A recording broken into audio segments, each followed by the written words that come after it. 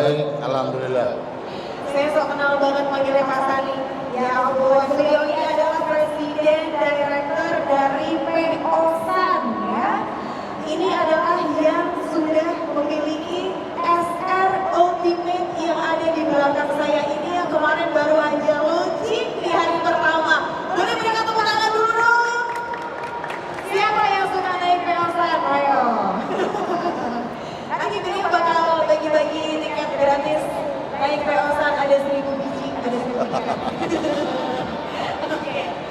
Mas Sani, aduh, gimana rasanya punya bisi yang ada di belakang ini, Pak? SL Ultimate ini spesial sekali loh, Pak. Ya, yang pasti luar biasa ya. Kami kembali mendapat kesempatan menjadi customer pertama dengan produk barunya karoseri Laksana. Kenapa SL Ultimate yang dipilih? Wah, ini pertanyaan yang jauh lebih sulit ini. Gak apa-apa, 2 hari penjelasan juga saya tungguin, Pak. Yang pasti dengan kolaborasi PT San Putra Sejahtera atau PO-SAN dari tahun 2007 sampai hari ini, kami selalu melakukan diskusi yang intens kepada Pak Stefan, juga Pak Ririn dengan tim untuk bagaimana menghasilkan produk yang bisa bisa diaplikasikan di lapangan, tidak hanya dari sisi desain. Oke. Jadi kebetulan PO-SAN itu PO yang cukup unik. Kenapa itu? Kita tidak melihat merek, kita tidak melihat looks like. Tapi The first yang kita lihat adalah technical.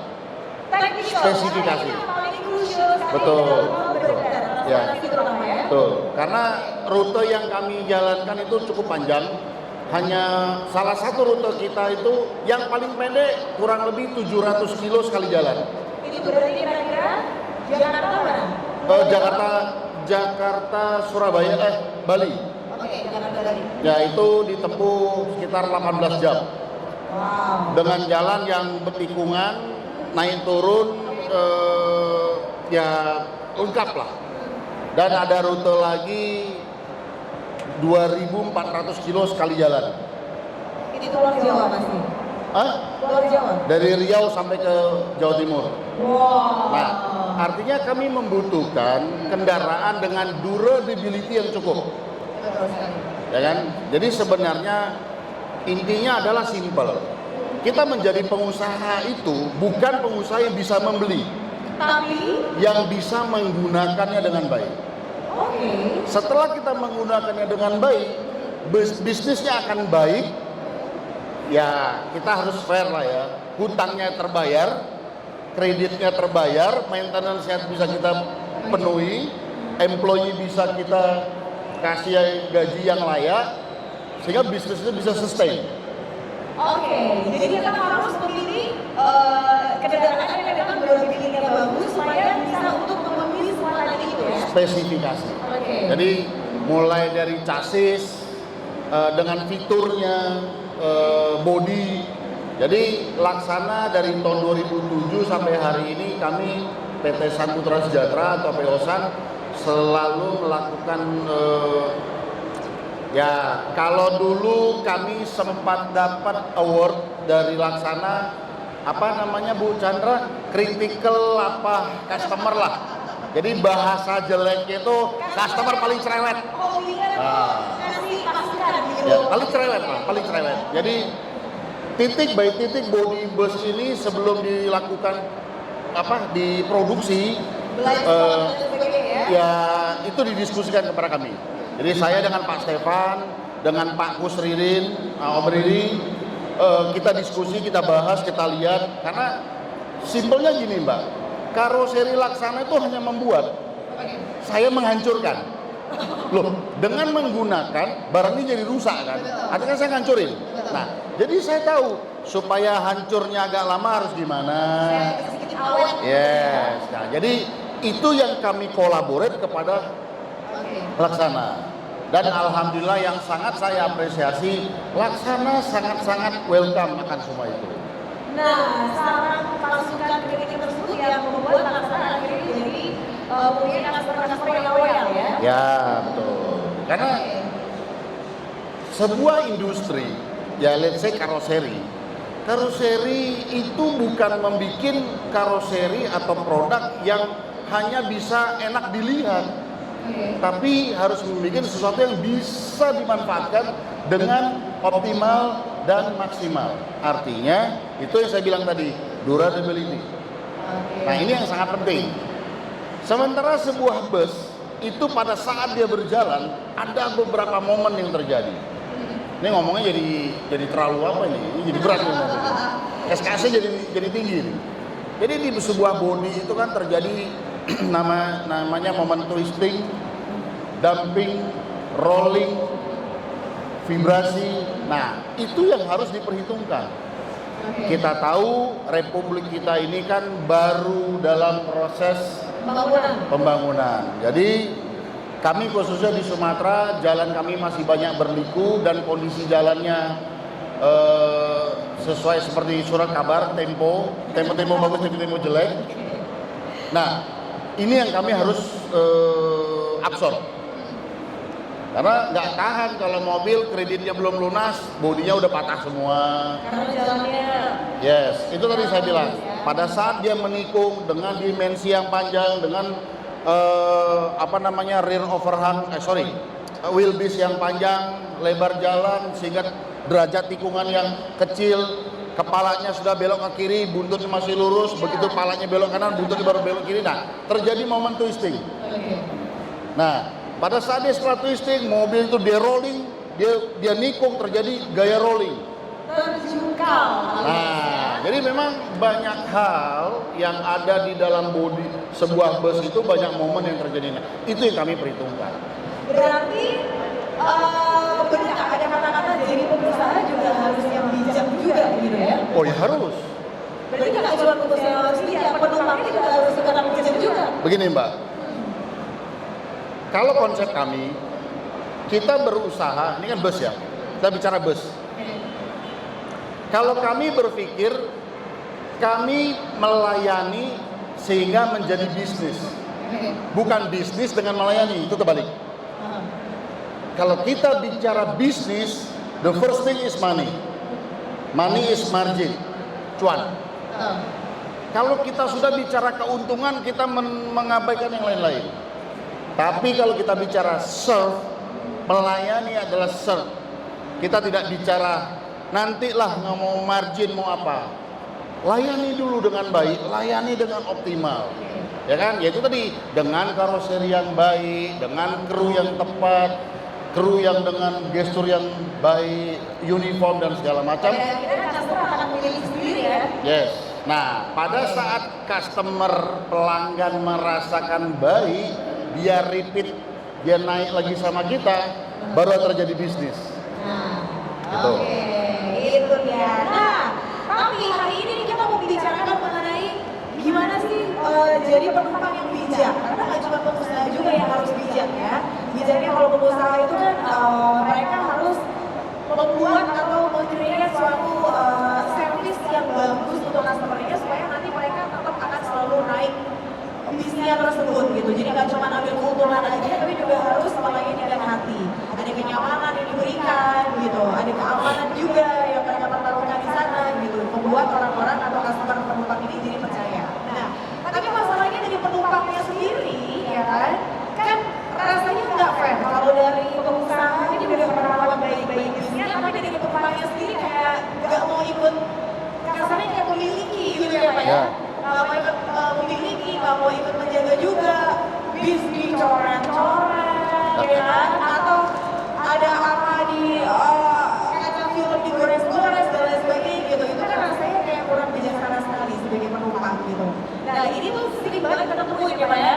Kadang kalau apalagi untuk transportasi umum terutama, biasanya karena yang naik banyak sekali dengan berbagai macam karakter orang, sering yang terjadi tuh kayak bisnisnya akhirnya jadi kayak nggak merawat dalamnya gitu. Padahal pengusaha PO sendiri ini sudah berusaha semaksimal mungkin untuk selalu maintenance, selalu bersihin lah dan sebagainya gitu. Tapi dari penumpang sendiri kayak bandel banget. Nah ini kalau untuk mensiasati penumpang yang begini nih Pak modelnya, ini gimana nih? Ya jadi memang balik lagi apapun itu adalah sosialisasi dan edukasi. Jadi kalau kita, itu tadi saya bilang, kalau kita sebagai pelayan lah ya, kalau kita sebagai pelayan hanya bilang, Bapak piringnya kotor, ambil kita cuciin. Tapi kita tidak bilang, Bapak kalau piringnya sudah kotor, Bapak sudah selesai, taruhnya di sana ya. Nanti kami akan ambil. Edukasi. Jadi jangan kita Bapak kotor, ambil, cuci, selesai. Sehingga si pengguna piring kotor itu tadi dia nggak aware, piring kotor itu diambil kok. Akan terjadi tidak akan terjadi hal yang mereka nganggap sudah ada yang layan ini. Ini tidak teredukasi untuk bertanggung jawab. Itu kita lihat di beberapa restoran cepat saji sekarang sudah tidak ada waitress, tray ada tempatnya, tempat sampah. Nah, ini yang sudah saatnya bangsa ini tahu. Jadi calon pengguna itu sebelum mereka melakukan perjalanan mereka harus tahu, mereka harus lihat. Tidak bijak kalau menuntut baik, menuntut bagus, menuntut mewah, menuntut sos istilahnya, ngebut murah. Nggak ada. Oke.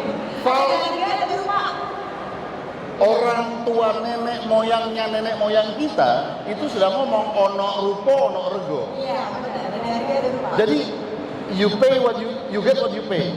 Nah, jadi janganlah kalau sampai ada yang kamu dapat lebih dengan membayar sedikit, kamu harus bertanya, ini apanya gitu, dan bisa seperti ini. Nah, artinya quality itu adalah cost. Jadi tapi kalau mendapatkan atau memilih yang murah atau tidak berpikir quality, jangan menuntut. Nah, jadi semua ini kembalikan ke awareness, kepedulian. Tadi Mbak udah bilang bagaimana juga membantu kami menjaga yang masih sering kami temui. Sekarang zaman bus sudah pakai video on demand. Layarnya entah nggak sengaja, entah gimana, gores, kena entah kuku, entah alat. Plug-in buat earphone patah, buat milih channel bolong, entah pakai pulpen, entah pakai apa. Jadi tolonglah dijaga. Juga gitu fasilitas toilet, habis buang air kecil nggak di flash. Sementara Laksana sudah ada yang menggunakan flash seperti pesawat kan, dipencet dia flashing sendiri. Nah, jadi kami para operator dan karoseri itu sudah berpikir bagaimana bisa memberikan pelayanan dengan sarana yang baik. Karena kita nggak kalau menurut saya nggak fair juga Mbak kalau kita menuntut penumpang tertib tapi kitanya tidak mengakomodir. Nah, kembali lagi calon pengguna lihat dong manajemennya. Sekarang saudara-saudara kita anak-anak muda ini kan kalau zaman Mbak mau berangkat zaman dulu kan datang ke Mbah Jamrong, Mbah kula ajeng tindak teng Jakarta dinten apa nggih? Tanya weton segala macam. Oh, dinten iki le. Ya kan? Kalau sekarang zaman kita anak-anak muda sekarang, Mbah Google kan, tinggal searching aja Jakarta mana atau dari mana ke mana, top 10-nya siapa. Nah, jadi itu tidak bisa dipungkiri. Zaman ini semakin maju. Nah, ini yang kita harapkan masyarakat cerdas, masyarakat kritis, juga fleet company-nya. Fleet company menurut saya berlomba-lomba untuk memperbaiki diri. Nah, jadi memang ini sedang dalam proses keseimbangan dengan infrastruktur yang membaik. Memang ini dalam proses semuanya. Saya yakin kami operator dan masyarakat semakin lebih terbuka dan advance ya. Nah, jadi tinggal itu tadi saya bilang sebelum menentukan kendaraan atau perusahaan yang mau dipilih untuk melakukan perjalanan, cari tahu. Setelah itu putuskan kelasnya. Ya kalau itu yang saya bilang tadi, kalau kelasnya yang ya mungkin lagi bulan tanggung, ya mengerti di situ gitu loh. Ya saya nggak bilang begitu, saya kan tidak boleh ngomong kayak gitu karena apa yang kami berikan itu kos, bantal, selimut, audio apa segala macam itu kos, investasi. Jadi tidak bisa yang namanya nggak ada barang gratis itu enak tuh menurut saya nggak ada. Bohong kalau sampai ada. Ya berarti seperti giveaway ya? Nah itu beda lagi. Itu bukan gratis, itu kegembiraan, beda lagi. Gitu kode-kode saya. Oke, baik. Nah, siapa nih yang kalau naik bis tuh kayak begitu? Ayo.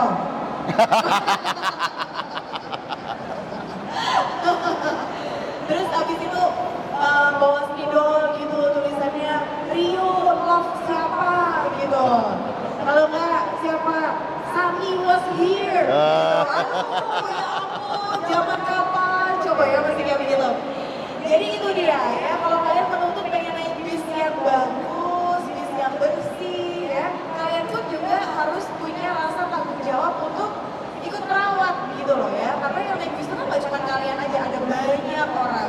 Kebayang loh kalau banyak orang itu tidak merawat bis itu tersebut juga kan kasihan PO-nya gitu loh. Pengen berikan yang terbaik ya kan, pengen kasih best serve, tapi ternyata dari penumpangnya sendiri kayak nggak mendukung gitu. Sementara kalian untuk pengen apa tadi Pak? Yang nyaman, yang bagus, yang apalah gitu. Ternyata kalian sendiri sebenarnya awal mula perusak dari fitur-fitur yang ada di bis. Gitu. Dan terakhir, pastikan kendaraan yang dipilih dan dinaikin itu memiliki izin resmi. Okay. Karena tiket yang kita bayar itu ada berarti kita penumpang sudah membayar asuransi diri bila terjadi apa-apa. Okay. Nah, pemerintah sudah punya sistem kok untuk mengecek kendaraan ini ada izin apa tidak, ya kan? Nah, jadi ini penting. Kenapa saya bilang begini? Kita dalam hidup ini ada hak dan tanggung jawab. Setuju? Ya. Hak penumpang mendapatkan pelayanan yang maksimal. Ya. Betul dong? Tapi kewajiban penumpang memilih sarana transportasi yang on track. Okay. Karena ada aspek hukum di situ. Kalau anakmu, ini anak muda semua yang ada di sini dan yang ada di luar sana, kalau tidak memulai memilih yang sesuai regulasi, mau jadi apa bangsa ini nanti? Nah, itu dia. Kita tidak akan pernah selesai dari yang ada ini.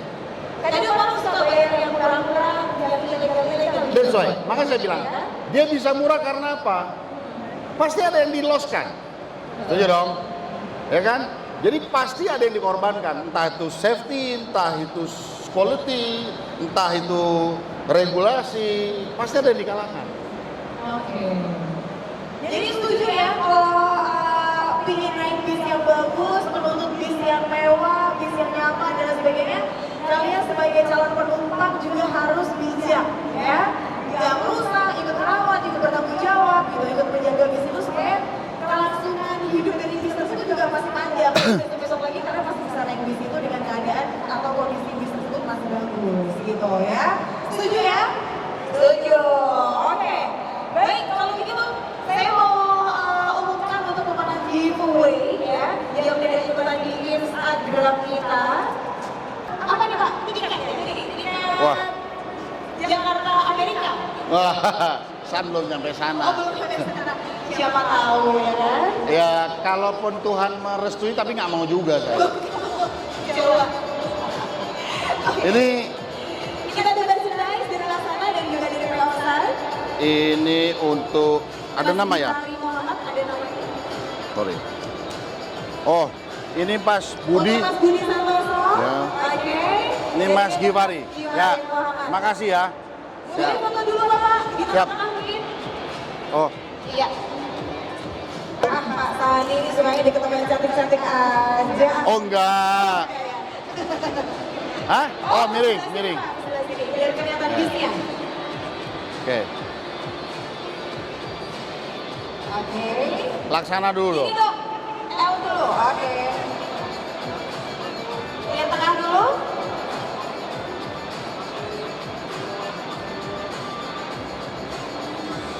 Oke.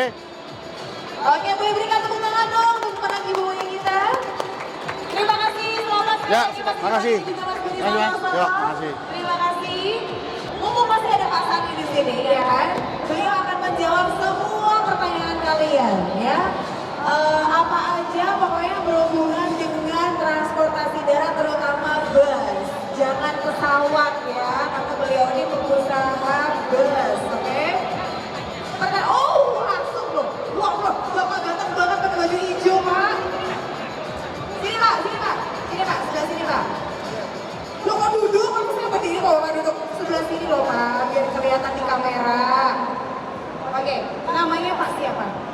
Sutarno. Wah, krok dong. Pak Sutarno namanya. Oke, Pak Sutarno dari mana? Aslinya Wonogiri. Aslinya Wonogiri? Besar di Medan? Lama di Bengkulu? Pak, KTP-nya apa? KTP-nya Depok. Saya nggak ngerti deh ini bapaknya ya. Oke. Dibilang cuma dua susah. Jadi judulnya Indonesia lah. Langsung orang Indonesia ya Pak ya. Oke. Pak Tarno, siang hari ini ingin pertunjukan sulap apa? Semuanya cuma dua. Oh, oke baik. Ternyata beliau nggak mau sulap. Beliau mau nanya sama Mas Adi. Silahkan, pertanyaannya apa Pak Tarno? Ini Mas Ani, kayaknya kita yang dari dulu hanya sisa yang belum sampai Medan. Karena baru. Sampai mana, Pak? Medan aja Oke. katanya. Ya. Baru sampai karena baru. Saya tanya kira-kira sudah ada rencana atau bagaimana? Oh. Baik Pak Tarno, makasih. Jadi secara bisnis planning ada Pak, tapi sampai hari ini kan sudah ada saudara kita yang melayani namanya PO Putra Simas Pak. Benar. Kami masih ingin hidup berdampingan dengan baik. Jadi kalau bicara hanya pure business to business, semua jalur kita masuk, kita tidak bisa berdampingan dengan baik dengan orang. Itu satu. Kedua, Bengkulu Medan secara okupansi kami survei, kami sudah punya data, load faktornya tidak setinggi hitungan BIP yang ideal. Sehingga kalau kami masuk sana dengan PO yang sudah ada di sana, prinsipnya kan market itu kan terpecah. Jadi Sun tidak dapat maksimal, mereka juga. Ini tinggalkan akhirnya sama-sama tenggelam. Jadi ya sampai hari ini kami masih ingin menghormati PO yang sudah existing, biarkan mereka dulu, kan rezeki udah dibatas Pak. Rezeki dibagi-bagi Pak. Ya. Saya setuju itu Pak. Siap. Karena menurut saya Sun dengan Utara Rafflesia itu baik sekali. Bengkulu Pekanbaru Sun pegang. Siap. Bengkulu Pekanbaru Medan Utara Simas pegang. Ya. Jalan barat. Baik. Timur dan barat. Baik. Bagus sekali Mas. Baik. Ya Pak Tarno. Saya orang harga makmur. Oh siap, terima kasih Bapak. Salam kenal Bapak. Oke, baik. Oh ya Pak. Terima Ya. kasih Bapak. Sudah. Masih ada hadiah yang lain. Ada nanti di hasilnya Okipetin bawa pulang ya Pak ya. Ya. Oke, terima kasih Bapak. Ya Pak, makasih. Mari. Oke, baik dan juga terima kasih untuk Mas Ani. Sama-sama. Kita sudah